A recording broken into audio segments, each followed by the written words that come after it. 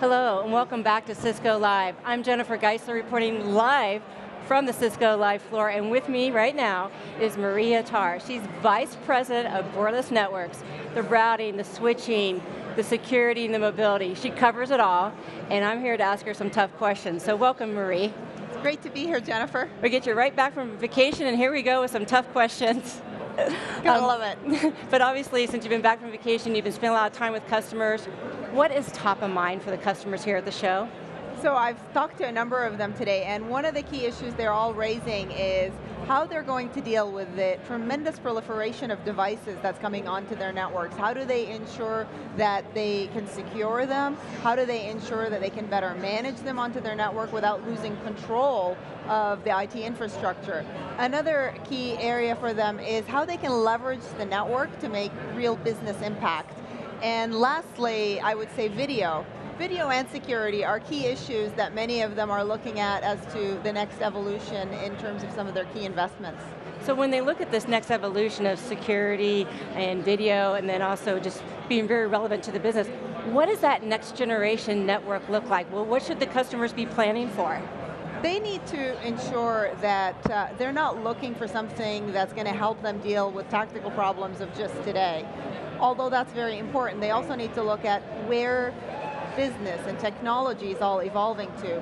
And they need to look at how they can build and create a network that will support all of those devices, that has that intelligence to provide end-to-end security, that provides the resiliency that's needed, that understands the type of video that will traverse it and provide that optimal quality. Ultimately, they need to build the next generation network to provide that seamless user experience as we become more mobile.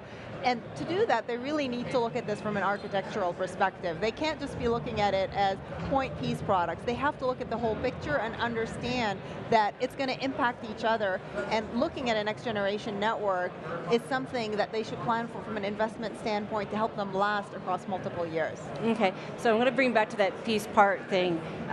Granted, because a lot of competition, they're out there saying switching and routing. They love to say that, yeah, don't it's they? commodity, just go with the low price thing. What's Cisco's response to that? So today, more and more, the CIO is having to be working in lockstep with the CFO. But oftentimes, the discussion becomes that of the capital expenditure. Whereas if you take a much bigger picture and you start looking at the total cost of ownership for the company, you quickly realize that when you invest in low-cost products, the net result is you're going to be spending a lot more on IT operations and on OpEx.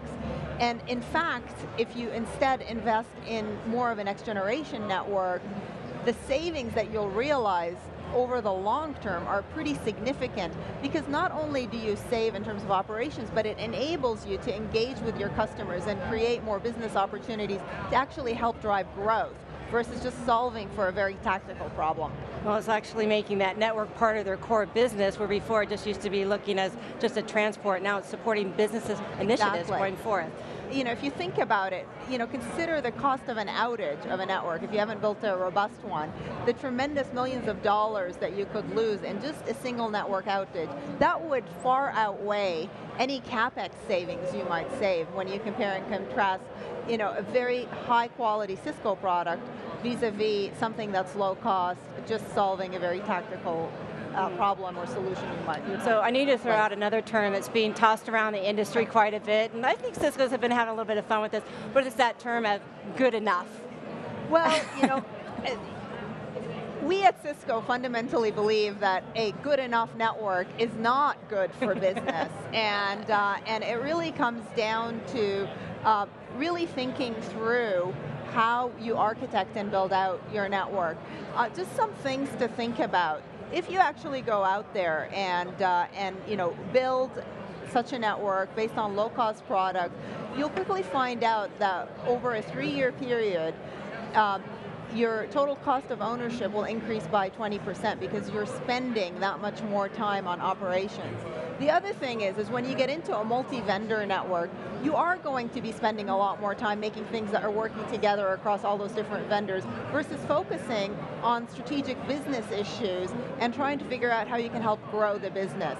So it's just some things to think about. And from a Cisco standpoint, we truly believe the best approach is to look at it end to end, because some of the investment that you may make in a switch will have a huge effect on when you start rolling out video that includes MediaNet. So all of a sudden, some of the technologies that Cisco builds in our switches can optimize that video experience, whereas if you're just looking at a switch to do layer 2 or layer 3 connectivity, you would completely miss that linkage. So from that perspective, I'll reiterate the point that at Cisco, we really don't believe a good enough network is good for business. Well, Marie, thank you so much. I appreciate this. You hit on some tough questions just coming back. And as always, it's a pleasure speaking with you. It's great to be here too, Jennifer. Thanks.